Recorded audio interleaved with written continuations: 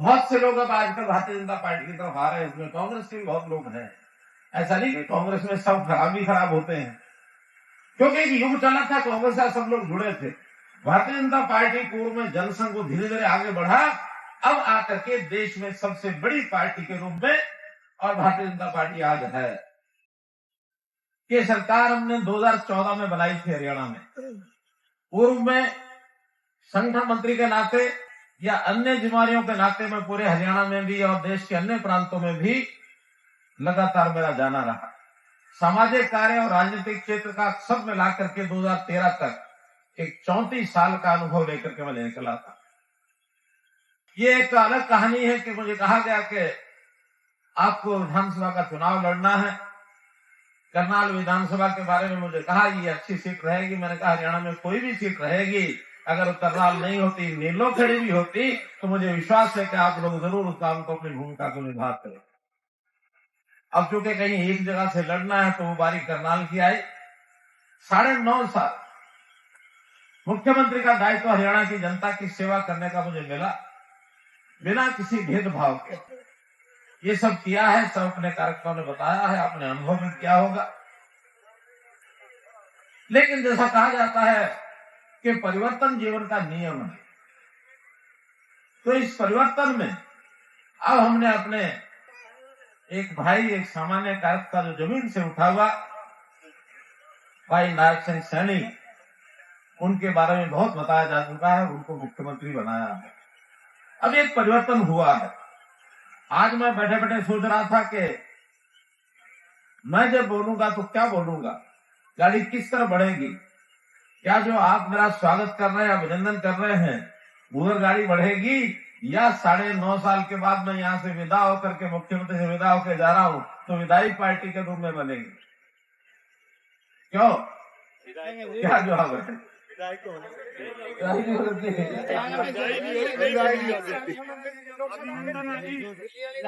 लेना है उसको, संगठन के आदेश का हमेशा पालन किया। कभी भी इतने समय में अपने लिए कोई इफ बट नहीं किया। और मैं तो जब संगठन मंत्री था तब ये बात कहा करता था कि किसी भी कार्यकर्ता को अपने बारे में सोचने की कोई जरूरत भी नहीं है और कोई उसको सोचने का अधिकार भी नहीं। हमारे बारे में सोचेंगे तो हमारे जो श्रेष्ठ जन है, हमारे जो पार्टी का शीर्ष नेतृत्व है, वो सोचेगा। हाँ, हम जिनके साथ काम करते हैं, अगर सोचने की बारी हमारी आएगी तो हम उनके लिए सोचेंगे। ये काम हमारा है बाकियों का सोचने का, अपने बारे में क्या सोचना। तो उन्होंने कहा कि आपको करनाल लोकसभा चुनाव लड़ाएंगे। कभी संगठन के साथ में कोई इफ बट नहीं की, शर्त नहीं रखी, लेकिन मन में आया कि एक छोटी बात का संकेत में प्रधानमंत्री को कर दूं कि मैं लोकसभा का चुनाव तभी लड़ने के लिए तैयारी करूंगा जब हमारे वर्तमान सांसद संजय भाटिया जी की सहमति होगी। ये अगर अपना समर्थन देंगे तब मैं आगे बढ़ूंगा। और मैं इनके सामने ही, प्रशंसा वैसे पीठ पर अच्छी लगती है, सामने करे ना करे, बहुत लोग इस बात के समर्थक नहीं होते कि सामने प्रशंसा की जाए, लेकिन मैं इनके सामने भी, इनकी पीठ पर भी जो त्याग और समर्पण का भाव कार्यकर्ता के मन में होना चाहिए, वो हमारे संजय भाटिया है। कितने हंसी खुशी हम दोनों बैठे हैं, वरना कोई दूसरी पार्टियां हो तो क्या होता उसमें, एक दूसरे को नीचे से अगर कोई कुर्सी लेने की बात आ जाए तो पहले तो छोड़ने वाला नहीं छोड़ता, वो छोड़ दे तो लेने वाले इतने इकट्ठे हो जाते हैं कि उस कुर्सी को उठा करके उसकी 4 टांगें तोड़ तोड़ के अलग कर देते हैं। कुर्सी नहीं बचती, क्योंकि कुर्सी तो जनता की होती है, तोड़ने के लिए वो शुरू हो जाते हैं। अब ये देख रहे ना कांग्रेस में तो कितना घमसान बता है। यहां तो जब कोई चीज बांटने की, देने की बात आती है तो लखनवी अंदाज में सब कहते हैं भारतीय जनता पार्टी का संस्कार है, भैया मैं नहीं, पहले तू, पहले आप, ये करके होड़ लगती है कि किसी और को दे दी जाए।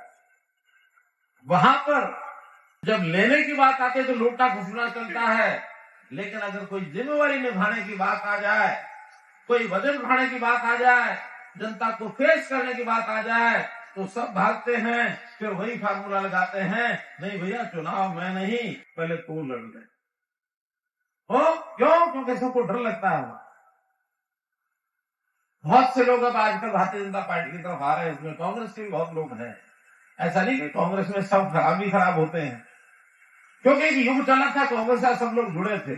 भारतीय जनता पार्टी पूर्व में जनसंघ को धीरे धीरे आगे बढ़ा, अब आकर के देश में सबसे बड़ी पार्टी के रूप में और भारतीय जनता पार्टी आज है।